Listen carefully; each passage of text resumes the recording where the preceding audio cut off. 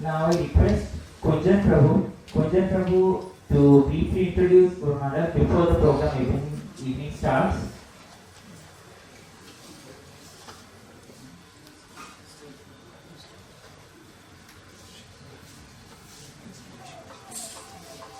Kunjan Prabhu is a pass out of IIT Bhubaneswar. He is now working in a multinational company in Bangalore. And he has come for this particular evening to be with us today. So let us all welcome Kunjan Prabhu to the stage. He will be having a short presentation on Srila Prabhupada and his Holiness Bhakti Charu Swami Maharaja.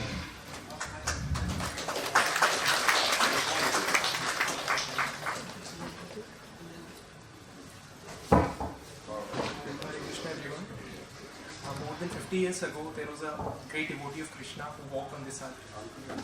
He was from a very humble background, and his whole life, you were able to hear? Hare Krishna, everyone. More than 50 years ago, a great devotee of Lord Krishna walked on this earth. He was from a humble background, and his entire life was centered towards fulfilling the desire of his Guru Maharaj to establish and to spread the love of Krishna consciousness across all the countries of the globe.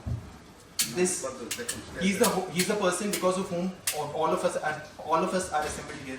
He was none other than Srila Prabhupada, the founder Acharya of ISKCON, International Society for Krishna Consciousness.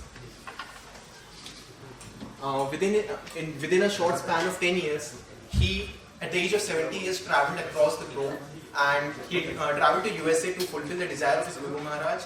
And in the year 1966, he established International Society of Krishna Consciousness. From there, he sent his disciples across the globe, and they established temples, made people aware about the love of Krishna consciousness. He hailed from a Gaudiya Vaishnava family. His father inculcated in him the values of God consciousness and serving Vaishnavas since his very childhood. Because of the blessings of Vaishnava, he was blessed with the love for Lord Jagannath and Krishna. He met his Guru Maharaj at the age of 26, and in the very first meeting, his Guru Maharaj instructed him to go out and spread the love of Krishna. He asked his Guru Maharaj that at that particular point of time, India was under the British Raj. So he asked that why will people ever listen to a colonized country? His Guru Maharaj said that the love of Krishna is not bound by the governments. Governments can come and go, but the love of God is supreme, and it will be established irrespective of the governments. It was because of this visionary leader that ISKCON has come to these great heights. He was such a visionary leader when he reached America. He was asked, after spending a little time over there, he was asked by some people that, what have you achieved till now? He said that we have hundreds of thousands of disciples. We have many centers across the globe, and we have many devotees who are constantly singing and spreading the love of Krishna. It is only that we are separated by time. So that was the vision he had for ISKCON and for the whole world. Today we are very fortunate to have one of the servants of Srila Prabhupada with us, His Holiness Bhakti Charu Swami Maharaj. He has been serving the mission of Srila Prabhupada since 41 years. Maharaj was born in 1945. He spent most of his initial years in Calcutta. In the year 1970, he went to Germany for studying chemistry. There, in addition to chemistry, he realized that there was some additional science which was needed for realizing the purpose of life. He realized the importance of the Vedic knowledge, which is very important for the human form of life. Upon his return to India in 1975, he started his spiritual quest and he travelled across the country. His spiritual quest ultimately ended when he came across a book by Srila Prabhupada, The Nectar of Devotion. In the year 1976, Maharaj joined ISKCON Mayapur. In the very first meeting with Srila Prabhupada, he was instructed by his Guru Maharaj to translate the books of Srila Prabhupada into Bengali. He also served as the secretary of Srila Prabhupada for Indian affairs. In the final days of Srila Prabhupada, he got the opportunity to personally serve for him. Since then, each and every day of Maharaj is just to please Srila Prabhupada. By the year 1995, he has completed the translation of all of Srila Prabhupada's books, including the 12 cantos of Srimad Bhagavatam, Bhagavad Gita, Chaitanya Charitamrita. In 1996, Maharaj made a biographical video epic titled Abhay Charan on the life of his Guru Maharaj and made Abhay Charan a household name. People came to know Prabhupada through that initiative. In addition to that, Maharaj has played a key role in establishing the Ujjain temple within a short span of 10 months, and that serves as an epicenter for spreading Krishna consciousness in and around Ujjain city. He is the head of the governing body committee of ISKCON, and he also serves as a GBC zonal secretary for the cities of Bhubaneswar, Bangladesh, Mayapur, Kolkata, Seattle, and Ujjain. All these achievements of Maharaj are a tiny drop of the servitorship which he holds in his heart for pleasing Srila Prabhupada. We are very fortunate to have Maharaj with us today, and we request him to come up on stage and share a few insights with us. Hare Krishna.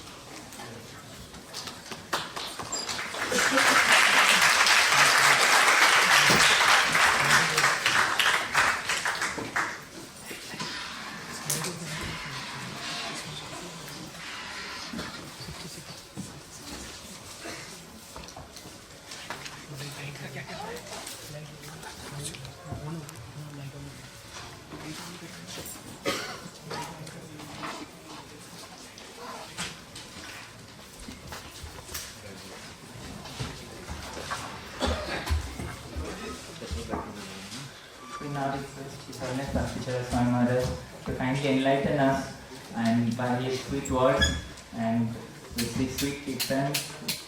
And we, as all of us know, the topic of the evening is to lead towards the actual goal. Are you all curious to hear? Let us all chant Hare Krishna. Hare Krishna, Krishna Krishna, Hare Hare, Hare Rama, Rama Hare Hare. So His Holiness Bhakti Swami Maharaja. Thank you. Hare Krishna. Is the sound all right? Like everybody can hear me? Yes.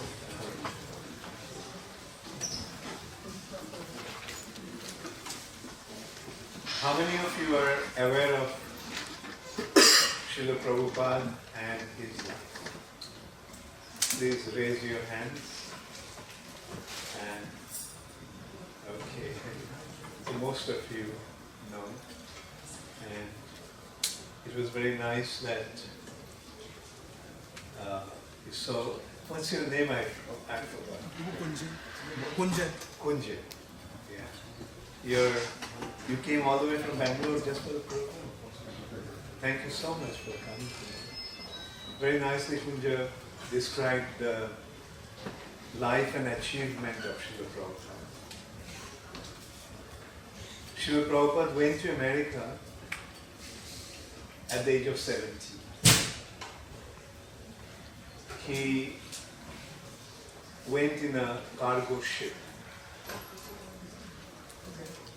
and when he arrived in America, he did not know anybody there.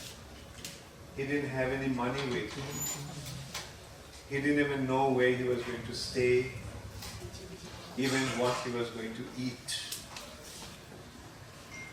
Because in countries like America those days, vegetarian food was practically unheard of.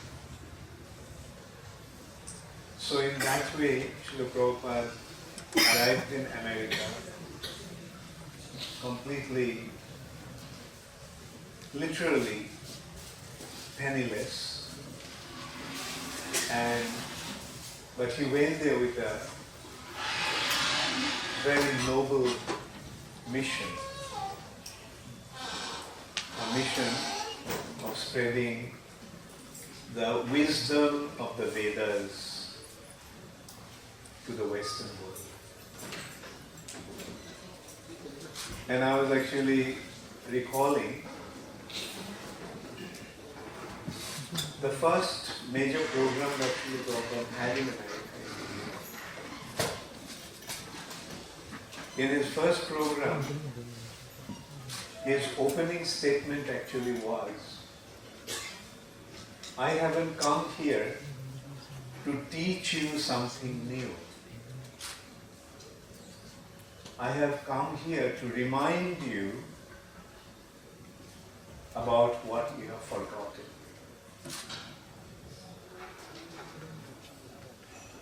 Prabhupada went to the West to enlighten the West with the information about the spiritual reality and about the information about the Supreme Personality of God.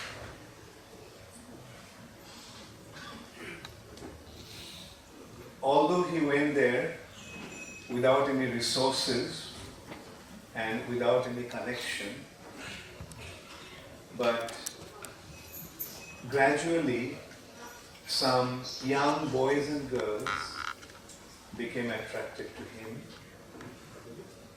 and one such youth of America arranged a small storefront for him, a shop, a small little shop in Lower East Side of New York City, 26 Second Avenue. And there Srila Prabhupada started his mission. The mission was to spread the wisdom of India to the Western world. And soon after that, Srila Prabhupada decided to formalize his institution. And a lawyer got a lawyer, and some of the boys were there. He met in the trustees of that organization. And the name of that organization Prabhupada gave is the International Society for Krishna Consciousness.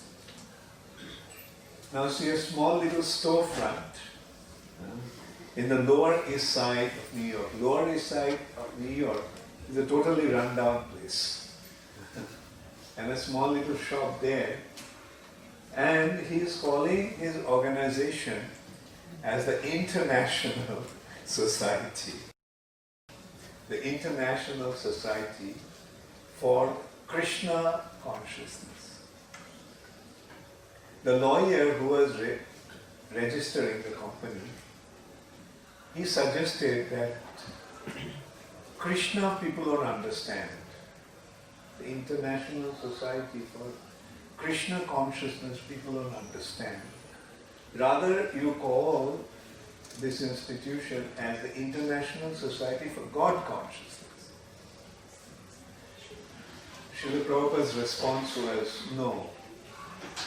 I have come here to make people understand that Krishna is God. People speak about God, but they do not have any understanding about Him. Srila Prabhupada's response to make people understand that Krishna is... Hare Krishna, what's happening? So, well, he was testing the recording. Oh, it's a live. Okay. So Prabhupada's statement was, I have come here to make people understand who God is. And Krishna is God. Now, is Krishna a Hindu God? Is Krishna a sectarian God? Or God is one without a second? What will be your take on that? Are there many gods? Or there is one God? How many of you have fought one God? Yes. The definition of God that Prabhupada has given is the supreme personality. So the supreme, how many supreme can be there? Can there be many supreme? What is the definition of supreme? One who has no equal or superior. So he is one without a second. Now I'll go further into this, what Prabhupada was trying to present through his teachings. Once some Catholic priests came to see Srila Prabhupada in New York, and they asked Prabhupada, why are you converting these Christian boys and girls into Hindu? Srila Prabhupada's response was, no, I am not converting the Christians into Hindus or Muslims into Jews. I am simply making better Christians out of Christians, better Hindus out of Hindus, better Muslims out of Muslims, and better Jews out of Jews. What did Prabhupada mean? People are following their so-called religion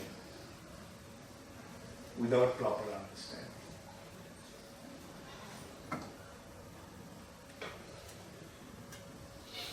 Hindus, Muslims, Christian, Jews, they all are actually worshipping the same God, same personality. But they are not recognized as identity.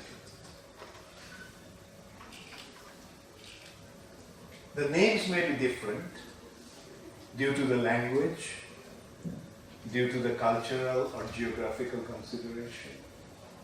But the identity of the personality is the supreme, and he is one without a second.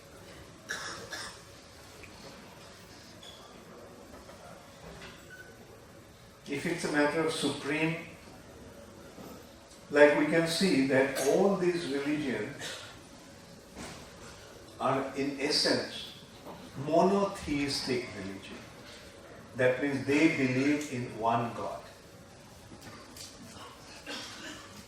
And that's, so if they all are believing in one God, then what's the difference? What's the difference? Only the difference is in name. The same personality is being identified as Allah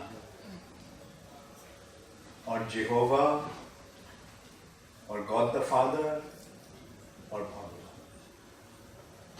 Only the difference is in language. But the indication is the same. One without a second, Supreme Personality. That's where Prabhupada's point was that irrespective of what background or what religious conviction they come from, but they all are actually pursuing the same goal.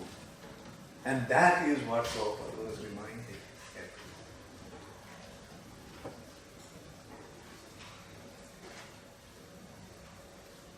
And that is how he enlightened everyone, and as a result of that, the intelligent class of people from all over the world are responding. Today, actually recently, Narendra Modi appreciated the activities of ISKCON. He mentioned that ISKCON is one organization that is promoting the Hindu culture all over the world. And here Hindu culture actually means the wisdom of the Vedas.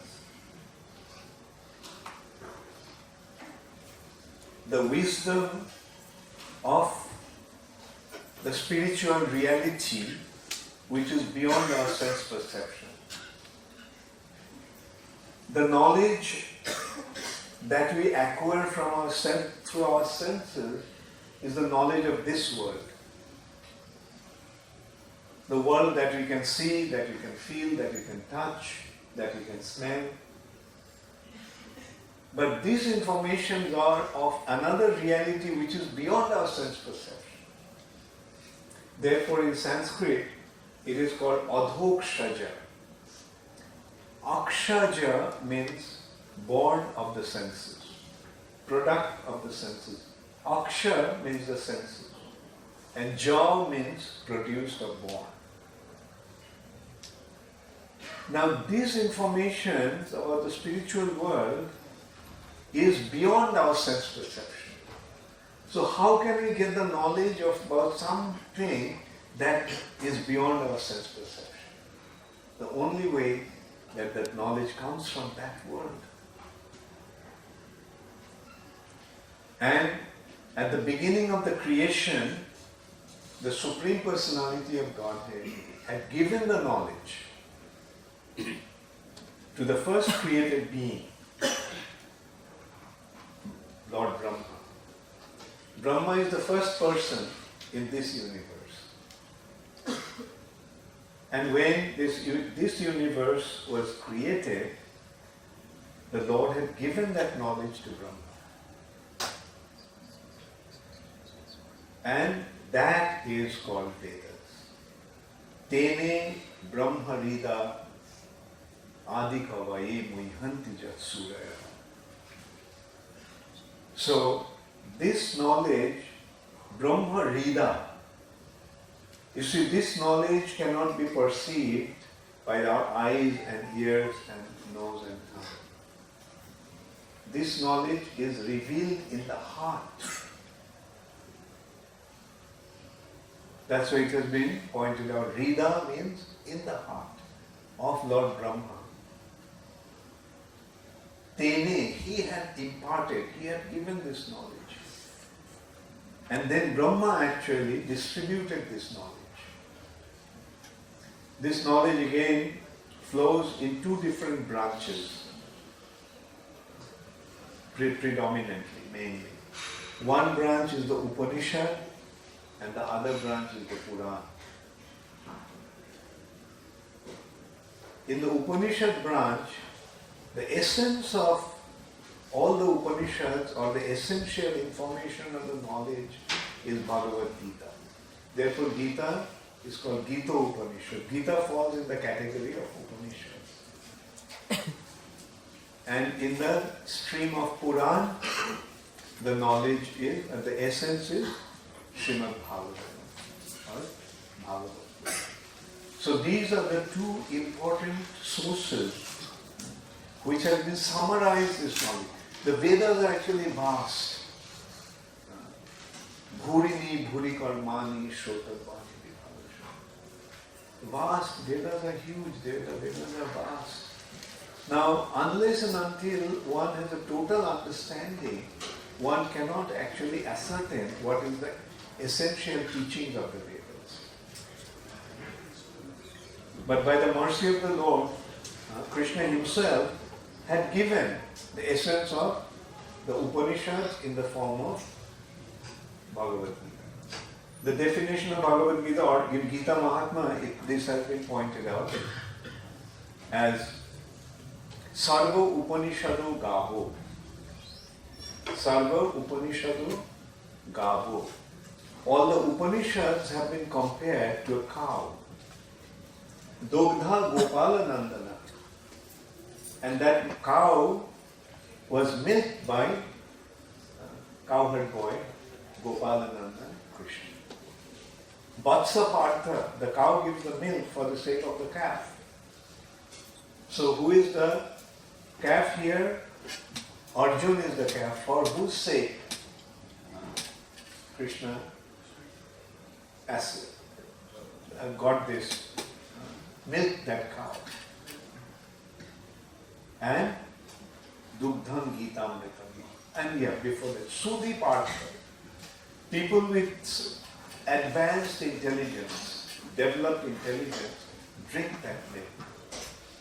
And that milk is nectarian instruction of Bhagavad Gita.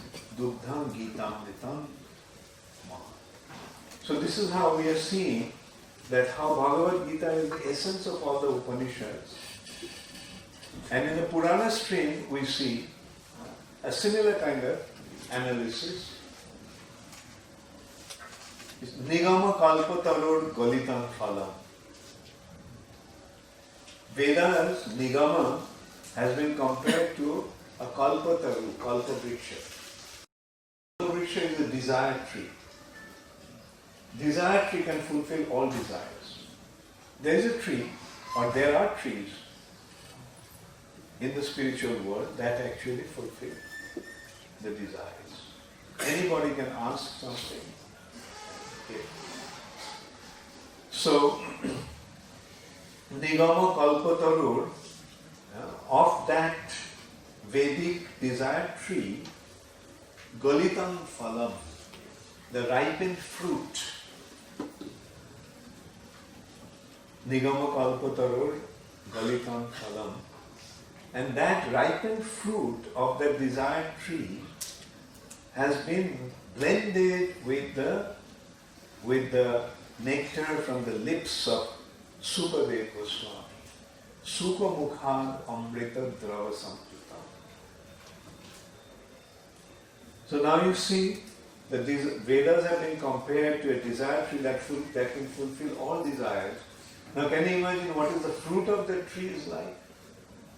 And that fruit is a ripened fruit. Galitam Phalam. And then it has been blended, Sukha Mukhad Amrita Drava Samyuta. Blended with the nectar from the lips of Sukadeva Goswami, because he narrated that.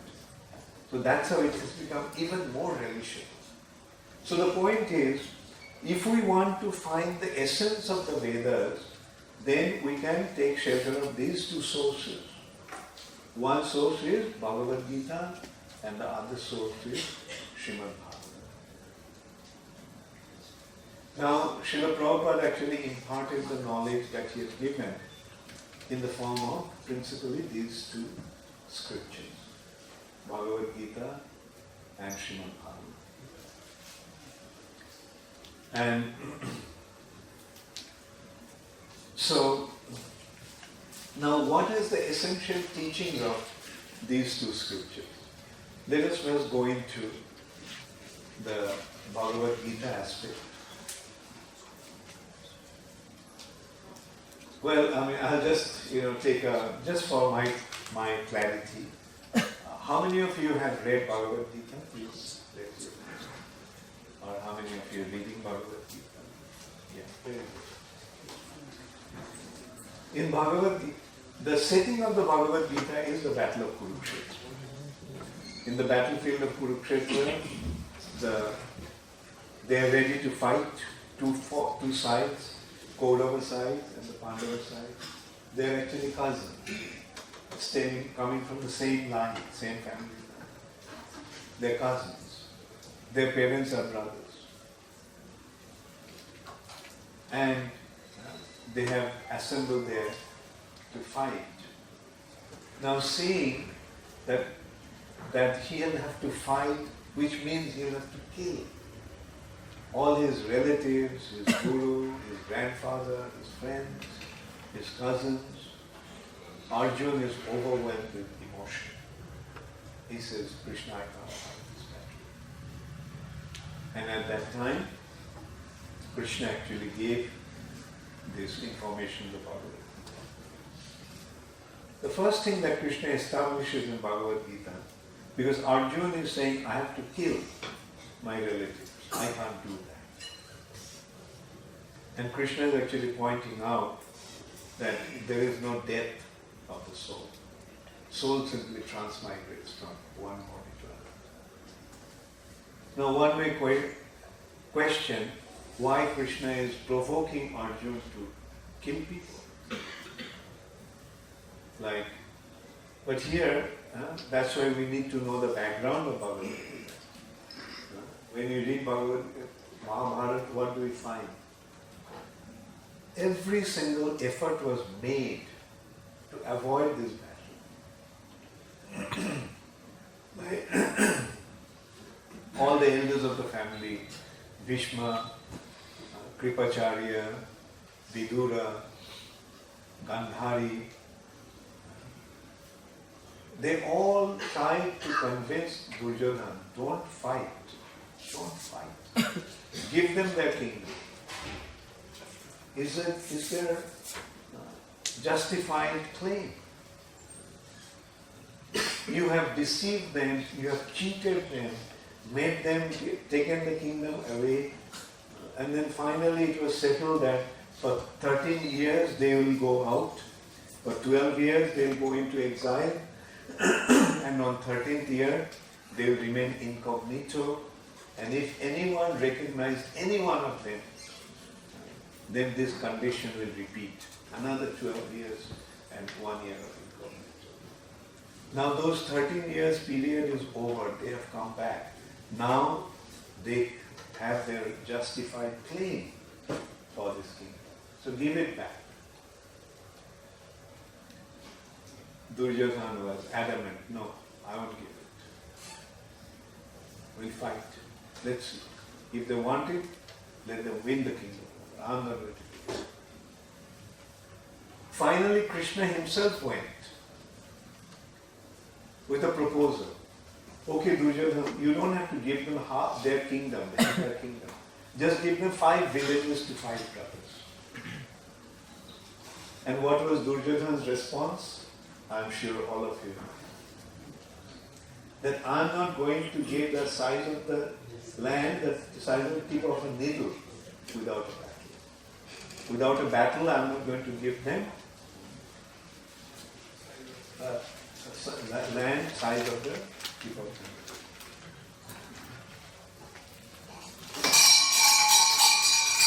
Haribol, maybe you can stop that. This is kind of distracting.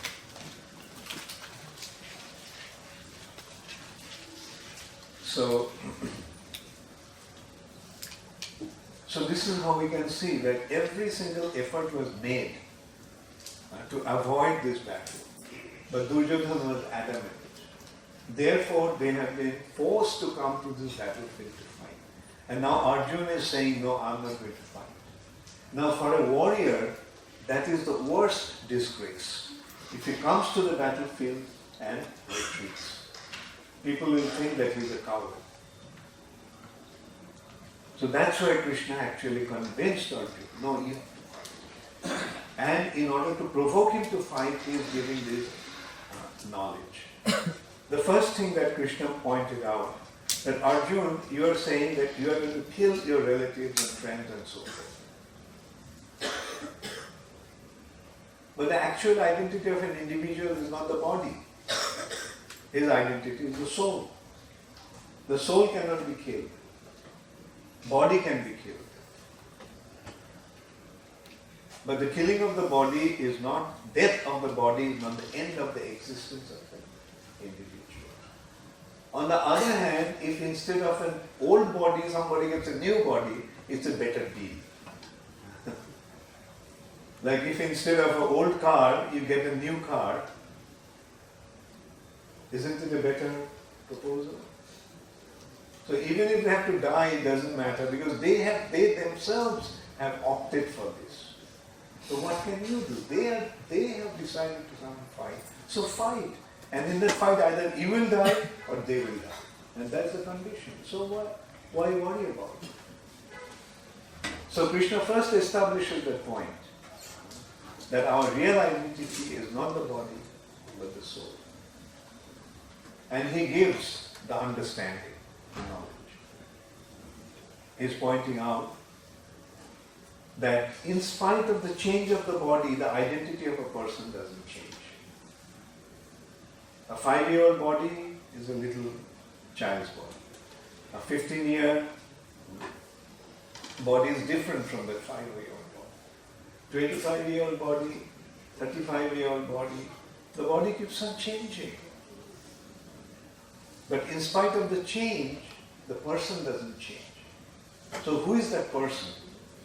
The body or someone else? Obviously, not the body, but someone else. And who is that someone else? That someone else is the soul. And then he pointed out, soul is never born, soul never dies. It's the body that is born and the body dies. When the soul accepts a new body, we call it body. When the soul gives up the old body, we call it death. The birth of the body, death of the body. And as long as the soul remains in the body, that is the life. So this body is like a dress. Just as we put on a dress, the soul has put on a body. And when the body becomes Jivnani Vashamshi Jatha Vihaya, just as when the dress becomes old, one gives up the old dress and puts on a new one. Similarly, when the body becomes old, one discards that old body and puts on a new body. Tatha sharirani vihaya jivnani annani samjati. So in this way, Krishna very systematically imparts this knowledge about the spiritual identity of us. And then he points out that we all are spiritual beings and we came from another world. There are two worlds, material world and spiritual world. This material world is a world of matter and the spiritual world is world of the spiritual identity, spiritual being. And what is the nature of the spiritual being? Satchidanand. Sat, eternal. Chit, full of consciousness. Anand, full of joy, full of bliss. That in that world, everything is eternal. Meaning, in that world, there is no beginning and there is no end. Everything in that world is without any beginning and without any end. Everything from that world is full of consciousness. So much, so conscious that when we assume a new body, a material body, this body becomes conscious. From that we can see what a source of consciousness the soul is, or how conscious the soul is. Soul transforms matter into being conscious. And the soul is full of joy. Now that is our real identity. And that's why through this body, we are trying to get this identity. We are trying to make this body immortal. We are trying to make this body conscious. We are trying to make this body joyful. Never happens. No matter how hard we try, this body will never become immortal. No matter how hard we try, this body will not be fully conscious. We notice that during the daytime we are conscious, at night we become unconscious.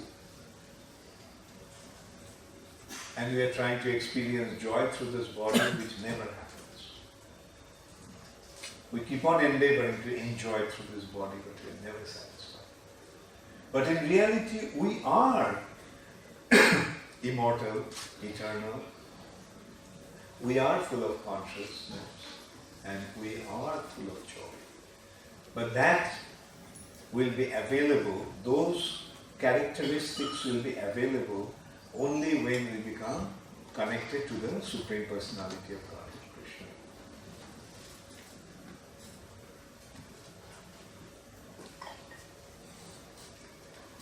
So that is the real goal, and we all have that responsibility to lead others, guide others. Those who don't have information about that goal, we have to take up the responsibility to guide them towards their goal. And those who do that, they become the real leaders of the society. So, at this point, I will invite some questions. If you all have any, please feel free to ask on this topic. Or if you want, you can write down also. Yes, please. So, Krishna in the world, and Krishna the one Supreme Soul, we are considered. Yes. Right.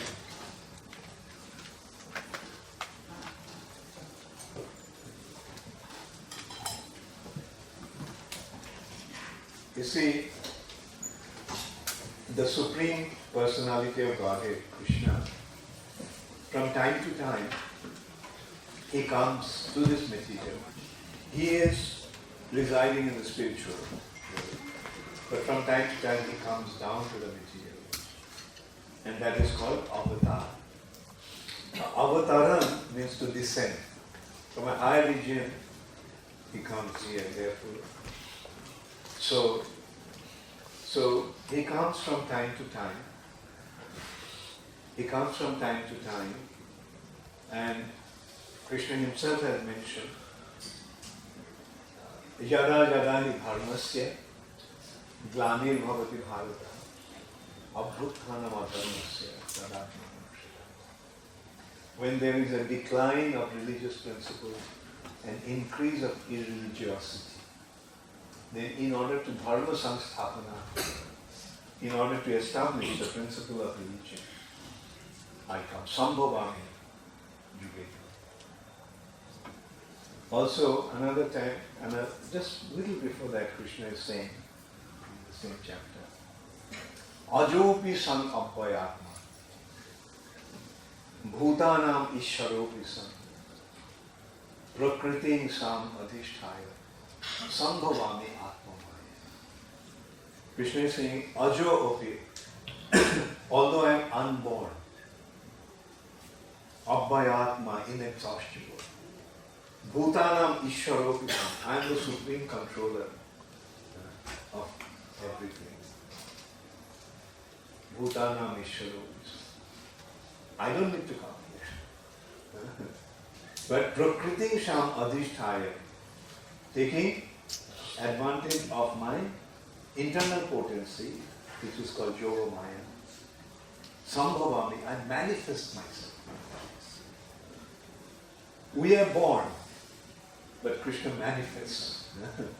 We are born, but he is Aja, he is unborn. So he is the same personality, and I would often say that this is the land of Lord Jagannath. So Jagannath and Krishna is also the same. Jagannath is Krishna himself. We can see that Jagannath is with Baladev. Who is Baladev? Krishna's brother. And who is Subhadra, Krishna's sister? So who must be that person there? Obviously, Krishna himself. Although he looks different. Of course, that's another thing, why he is looking different. This is the appeal. Jagannath is the Lord in his ecstatic mood. In his ecstasy, his form actually becomes like that. In his utmost joy of seeing his devotees, he assumes that, whom he met after 100 years of separation. Krishna met Radharani in Kurukshetra after 100 years of separation, and seeing her, Krishna assumed that. And Swami, another question. Yeah, please use the mic. In this Hare Krishna.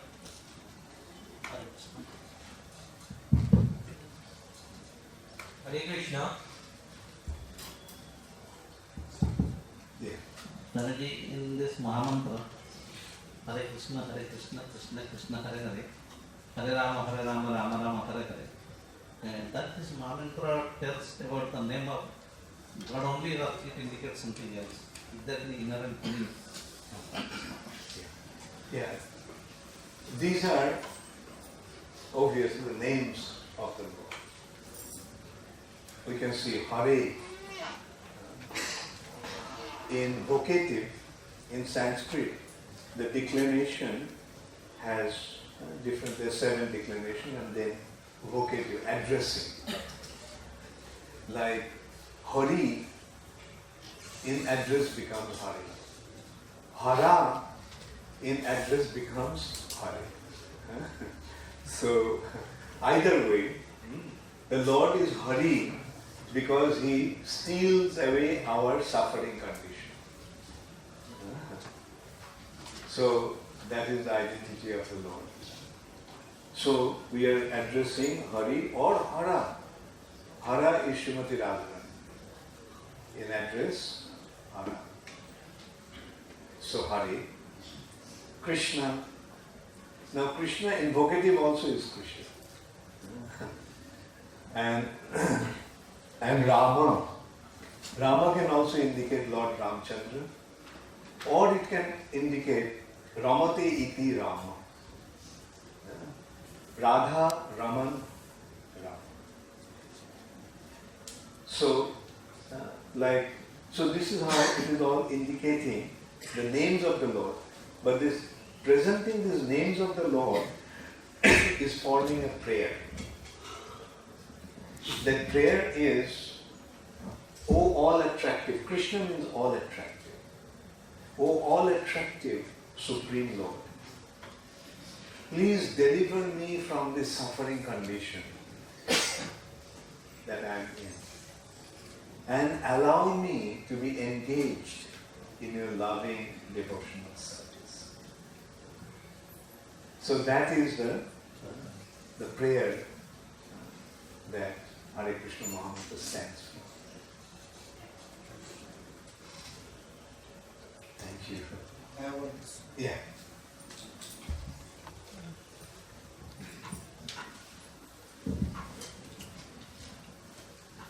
Swami said, a lot of people have the opinion, if you want success and prosperity in this life, serve other gods. And if you want peace and prosperity in next life, serve Krishna. So what is your opinion? Because everybody does not know what is next life. They are worried about this life only. So please give some light on this. Yeah, I don't know where this point is coming from, or where where it's coming from. Anyway, I was just pointing. But the thing is, the advantage of serving Krishna is you enjoy in this life, and you enjoy in your life next life, and life after life. And it is true, like if you serve other gods, meaning if you serve devtas, like say for example, Ganesh gives success, Siddhidata, Ganesh I know. Like, like Indra gives rain, Pavan gives, appropriate wind and so forth. They are giving material prosperity. Their jurisdiction is only the material world. Whereas, when you serve Krishna, then you enjoy the material nature. Why? Because all these demigods, all these devtas are subservient to Krishna. Like for example, if you know the chairman, all the employees in the company will look at you favorably, right? But the advantage that the chairman can give, the other employees cannot give that. That's the difference. And that's why I say, if you serve Krishna, you'll enjoy in this life, and you will be enjoying in your life after. Thank you so much. Thank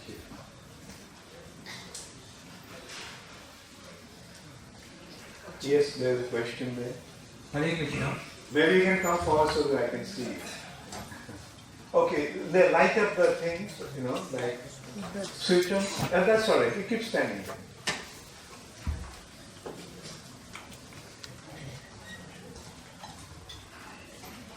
Hare Krishna, Guruji.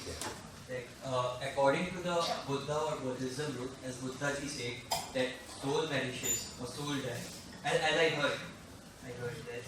But according to the Krishna consciousness, is that soul never dies. And you have just said that statement. And Buddha is also an avatar of Krishna or Vishnu. So which statement is true? Or Yeah. So as I pointed out, death is of matter. End is of matter. Matter has a beginning, right? Matter has an end. But is the soul matter or spirit? Spirit. Spiritual. So spiritual things don't have any beginning or any end. As Krishna is saying about the identity of the soul, na jayate mriyate va kadachin. Jayate means born, mriyate means death. The soul is never born, the soul never dies. So that is the statement. And you see, I'm not an expert in Buddhism, so I can't really comment on I don't know, but I doubt if whether Buddha said that. He is talking about emancipation, nirvana, that to achieve the ultimate end of the soul. Thank you very much. I want to ask two questions. Yeah. The first one is that in the Mahabharata it is mentioned that Lord Parsuram was also there and Lord Krishna was also there. So how God can exist in two forms in one time? Okay, very good. Very good. You see, what to speak of Parsuram and Krishna, two identities. You know, the Supreme Personality of Godhead as the Super Soul is present in everyone's heart. So you can consider how many expansions he can manifest, right? So there is no, you see all these different incarnations of avatar, they are all eternally existing. And that is his inconceivable potency. Inconceivable potency means that we cannot comprehend, we cannot understand how is it possible. But that's why he is the Supreme Lord, Supreme Personality of God. He can do things that we cannot do. And that's why he is God and we are what we are. Right? What's your second question? The second question was that Lord Shiva and Lord Vishnu are different or the same? Very good question. Very good. Lord Shiva is an expansion of Krishna or Vishnu. You see, the Lord does, okay, this material nature is his inferior energy. Right? The Lord Krishna has two different energies, two different natures. One is superior nature, which is the spiritual world, and the other is the inferior nature, which is this material nature. This is called para-prakriti and apara-prakriti, inferior nature, separated energy. Now, because it is a separated energy of the Lord, therefore he doesn't directly deal with it. If he deals with it directly, then this will become his internal energy, right? Not separated, right? So in order to deal with this material nature, he transforms himself into Lord Shiva. Now, go further into that understanding. This material nature is, do you know who is personified material nature? Durga. Right? Durga is Mahamaya or this material nature.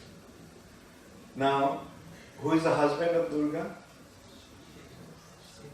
Lord Shiva. Get it? So in order to deal with this material nature, Krishna transforms himself into Lord Shiva. Now, is there any difference? In a way, yes and no. Yes and no. Like yes, because it's the same person. But no, because they are different. And now this has been very beautifully explained in Brahma Samhita. Brahma Samhita is making that point that Kshiram Jatha Dadhi Vikara Vishesha Jogat Sanjayate Nahi Tata Prithagasti Hetu Ya Sambhutamapi Tatha Samupaiti Karjar. Sambhutamapi, Sambhu is another name of Lord Shiva. So the point is, just as Kshira means milk, becomes your dahi, right? Milk becomes dahi. Similarly, in order to accomplish some specific mission, Govinda, Krishna, has transformed himself into something. Right? So now, milk and yogurt, is it same? Yes. Is there difference? Yes.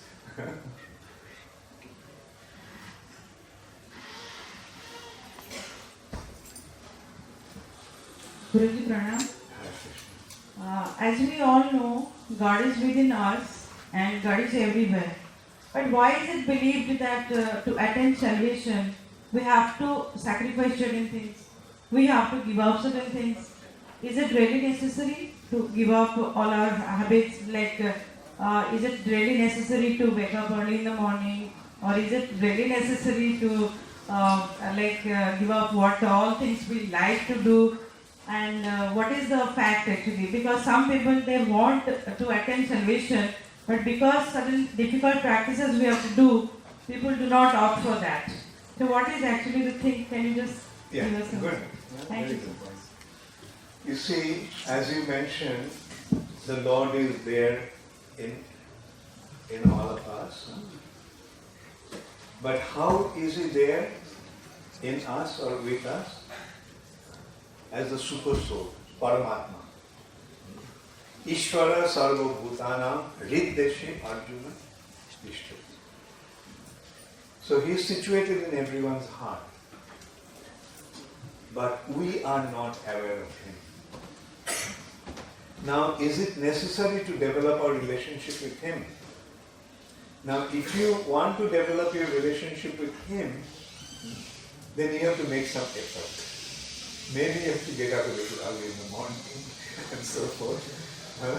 But the thing is ultimately, I will say that if you don't want to get up early in the morning, it doesn't matter. Right? What really involves or what really is important about developing the relationship with Him is love. So what we have to develop is our love for Him. When we develop our love for Him, then our relationship will be established, and through that, establishing that relationship, we will become aware of our spiritual identity. Right? Now you consider, say, Arjuna has a relationship with Krishna. Now, don't we immediately see how much love Arjuna has for Krishna? Kunti Devi has, how much love Kunti had, how much love Draupadi had. Now, it is that love that really matters. Not, as you're saying, negation of different things. That is not the ultimate goal. The ultimate goal actually is to develop. My question is it really difficult? The path of salvation is difficult, or is there any easy way to get salvation? Okay, I'll put it in a simple way. Yeah. If the achievement of salvation is through love, is it difficult to love somebody? It's as simple as that. Right? You can achieve your salvation or the ultimate perfection of your existence simply by developing a love for Krishna. Thank you so much.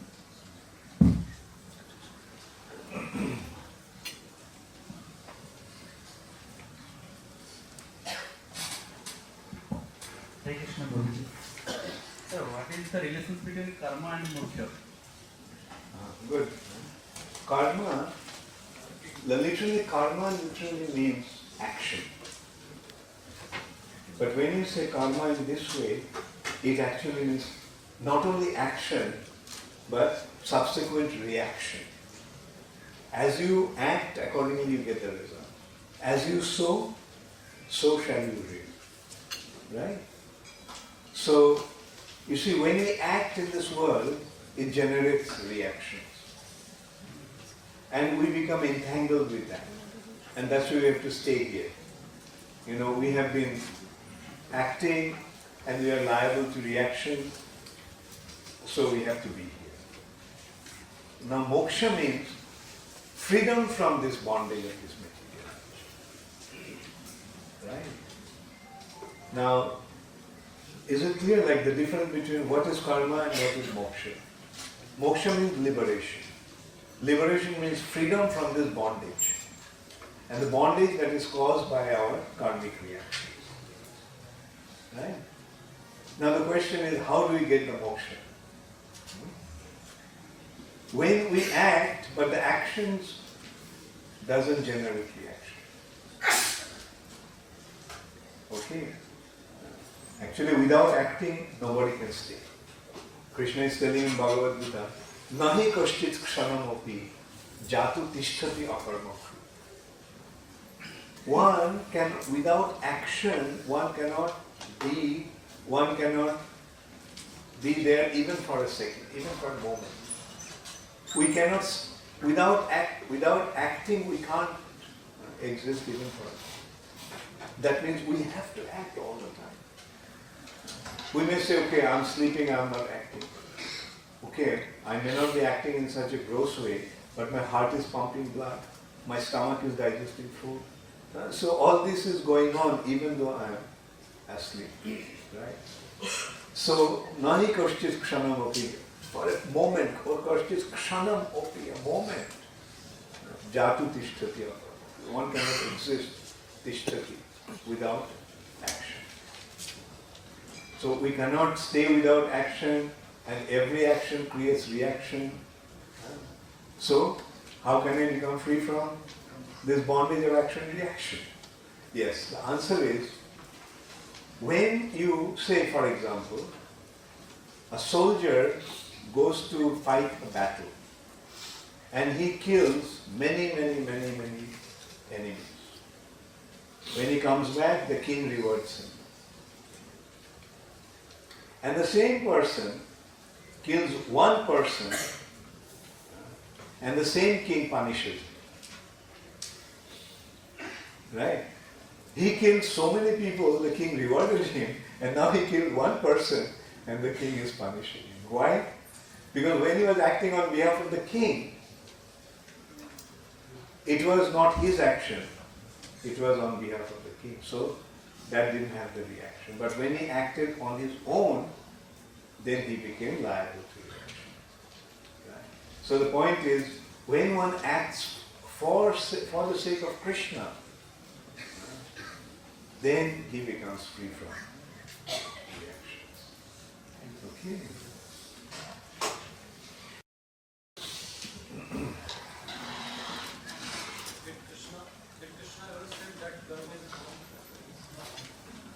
Did Krishna ever said that karma is done? Karma is done? Or is The right kind of karma is dharma. See, first of all, the word dharma means the inherent characteristic of a substance. Right?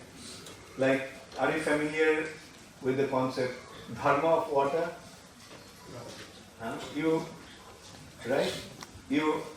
Which language do you speak? Hindi and English. पानी का धर्म है ना, होता है ना? पानी का धर्म होता है. पानी का धर्म है is liquidity. Right? So dharma in essence means the inherent characteristic of a substance. Like water, the inherent characteristic of water is liquidity. The inherent characteristic of fire is heat and light.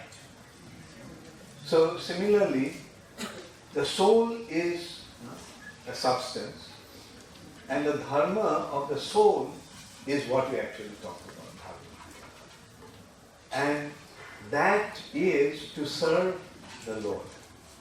Just as I mentioned, we have to act, but those actions should be for the sake of the Lord. And when we serve the Lord, that becomes the real karma. So that way, as you say, karma can be dharma, provided it is performed in a proper way. Thank you. So maybe at this point we can have a little kirtan and end the program. So I just mentioned, like Hare Krishna Mahamantra, it is actually a prayer to the Lord, praying that He delivers us from our suffering condition and allows us to become engaged in His loving service, loving devotion.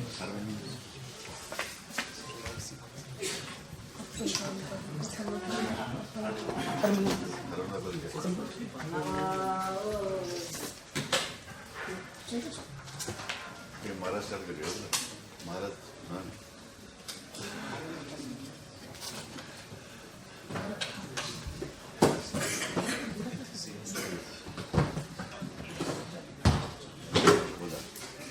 So the Hare Krishna Mahamantra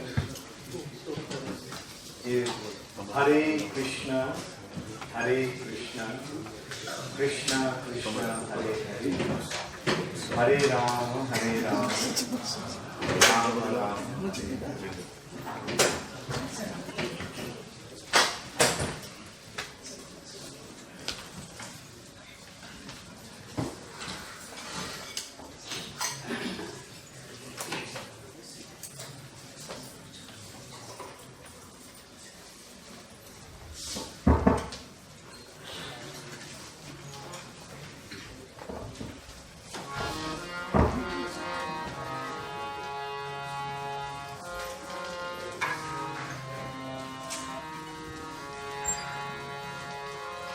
Hare Krishna,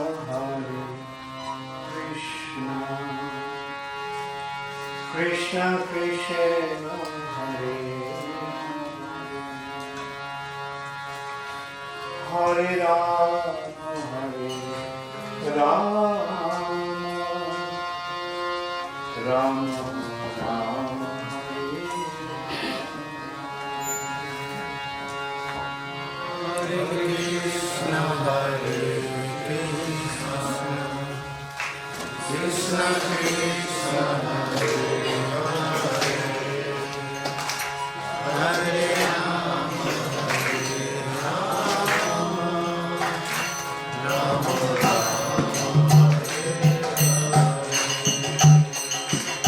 Hare Krishna, Krishna Krishna, Hare Rama, Rama Rama, Hare Krishna, Krishna Krishna,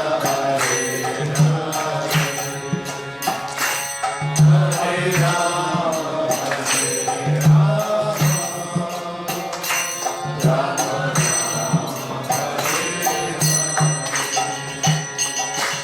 Hare Krishna,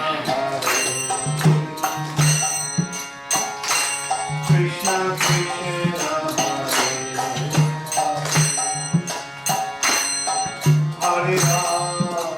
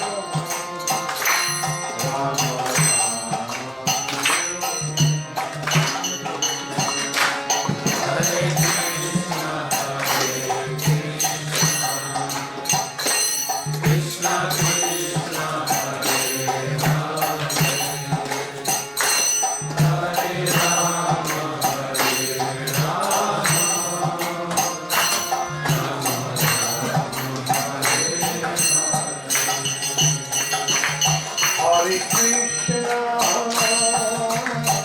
Hare Krishna, Krishna Krishna, Hare Hare, Hare Rama, Hare Rama, Hare Krishna, Hare Krishna, Krishna Krishna, Hare Hare, Hare Rama, Hare Rama, Rama Rama, Hare Hare, Hare Krishna, Hare Krishna,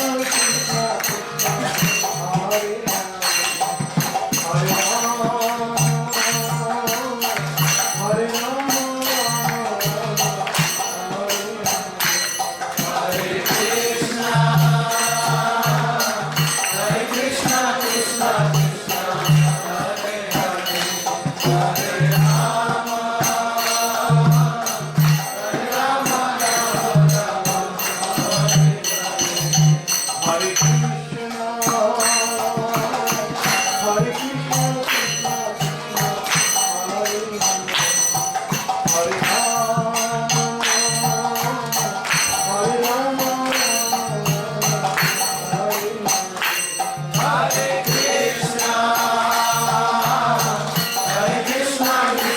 Krishna, Hare Hare, Hare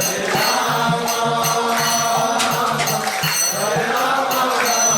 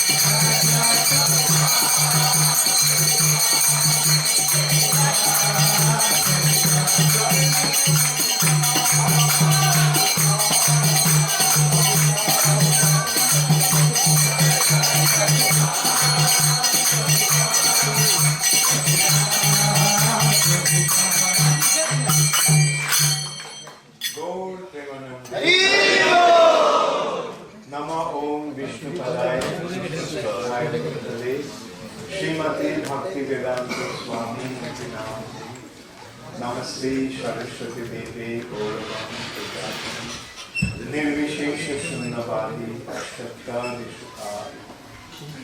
Shiv Prabhupada भक्ति चारु स्वामी गुरु महाराज की